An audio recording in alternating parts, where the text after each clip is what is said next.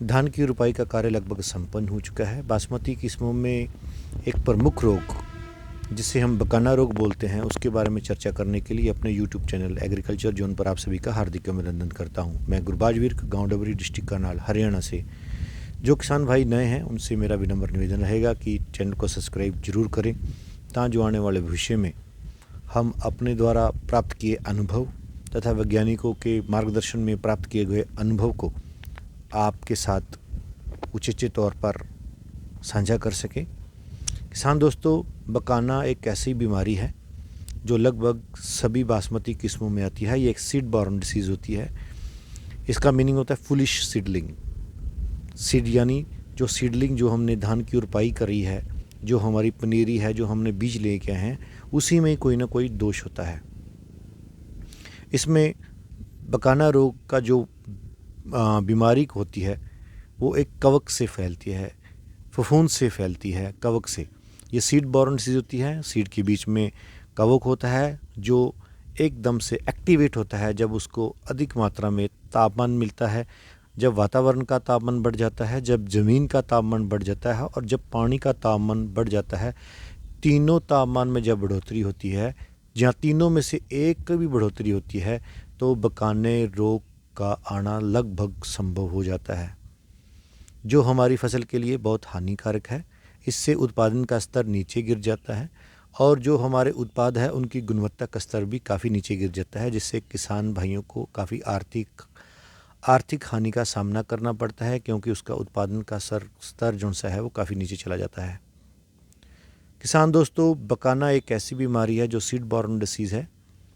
सबसे पहले इसके निवारण के लिए पौधा एकदम, इस बीमारी में जो पौधा है एकदम से बढ़ता है और बढ़ के एकदम से सूख जाता है।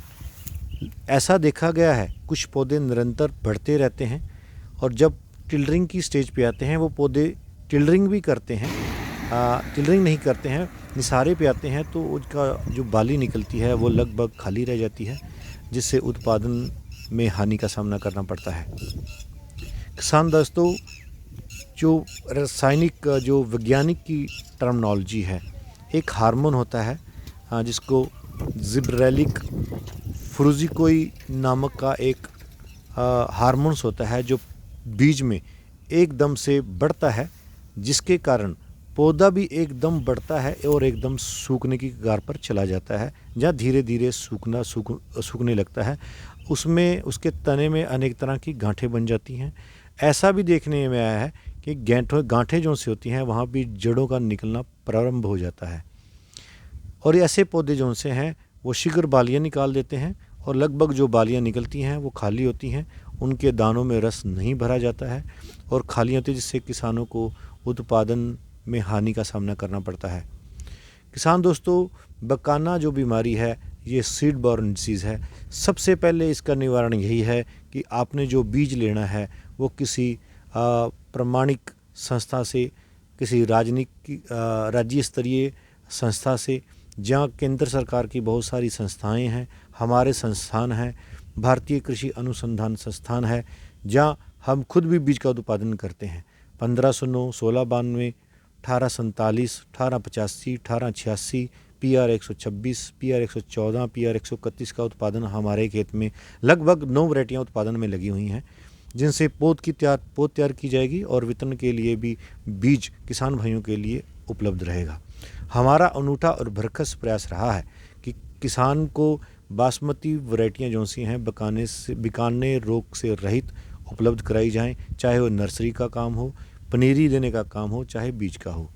सबसे पहले आपने बीज जो लेना है वो पुख्ता एक रिलायबल सोर्स से लेना है, ताकि जो उसमें बकाने की समस्या ना आ सके। दूसरा, जो बकाना रोकने की जो दूसरा महत्वपूर्ण तथ्य है, जब भी आपने बीज को भिगोना है अपनी पनीरी के लिए, हालांकि धान की रुपाई हो चुकी है, मैं बहुत लेट बात कर रहा हूं, अगले साल भी इसी बात को आपने दोहराना है।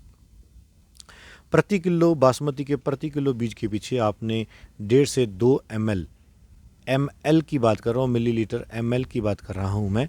आपने पर्ल एक नाम का ब्रांड आता है, बहुत बड़ा ब्रांड है पर्ल, सल्फ़र मिल का, मैं आप स्क्रीन पे भी आपको हाईलाइट हो रहा होगा।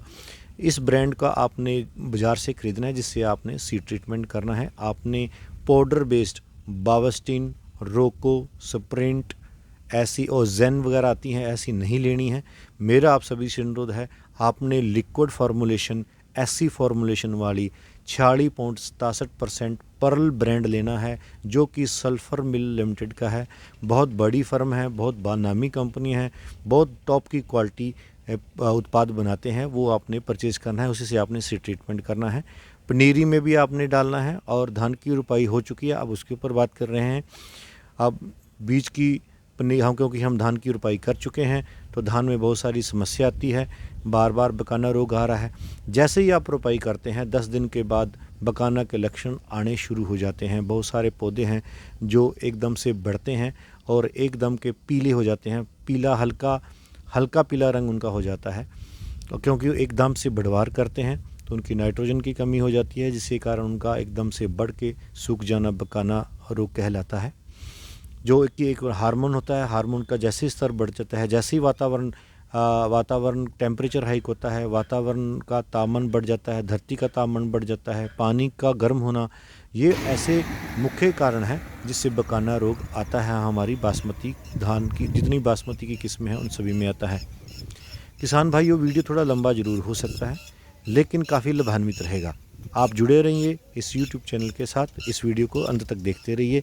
अभी बहुत सारी आपसे बातें करनी हैं बकाना के बारे में। अगर आपके खेत में बकाना आ गया है, आपने 10 दिन के अंतराल में 10 या पहला यूरिया जब देना है, तो आपने 1 लीटर पर लेनी है, उसको यूरिया से साथ आपने मिक्स कर लेना है। अगर आप यूरिया के साथ कुछ और डाल रहे हैं, तो आप कोशिश कीजिए, आप 10 किलो या 15 किलो आप रेत लेके उसमें पर्ल को डिल्यूट कर लेना है, मिक्स कर लेना है। उसका आप छिंटा दे सकते हैं अपने खेत में, ताकि जो हमारे खेत में फंगस उपलब्ध है वो उसको ऊपर अंकुश लगाया जा सके, पौधे जो बकाने के पौधे हैं उनको रोका जा सके। किसान दोस्तों, कार्बोडिज्म 40.67% पर्ल की मैं बात कर रहा हूँ, सल्फ़र मिल का आता है। इस प्रक्रिया को आप हफ्ते में एक बार अवश्य करें और 3 हफ्ते तक लगातार आप डाल सकते हैं। इसके अतिरिक्त इसके एड ऑन थेरेपी जो सी है वो मैं बात कर रहा हूँ, बहुत महत्वपूर्ण विधि है।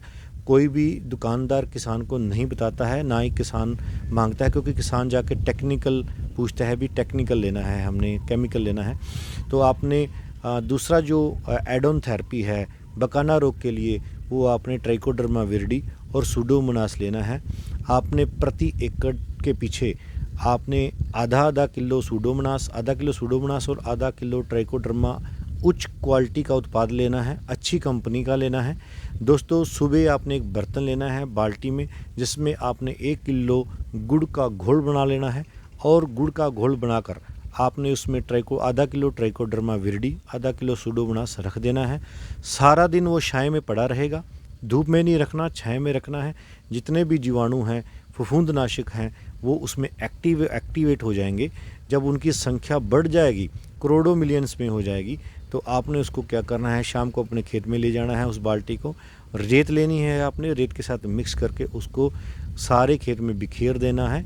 आधा किलो ट्राइकोडर्मा विरिडी, आधा किलो सूडोमोनास।